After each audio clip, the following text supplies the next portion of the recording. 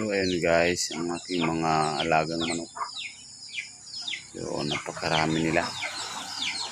Ito po yung nagsisilbing inspirasyon sa pag-aalaga ng manok. At dito rin ako kumukuha ng panggastos ng aking mga nag-aaral ng mga anak.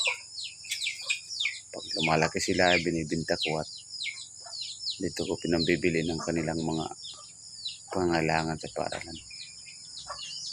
So malaking tulong din sa amin. At minsan din nakakabinta ako ng mga alaga ko. Kaya hindi ko ito alintana na karoon ako ng mga alagang ganito. Kahit mahirap maghanap ng patuka. Pero okay naman, sulit naman.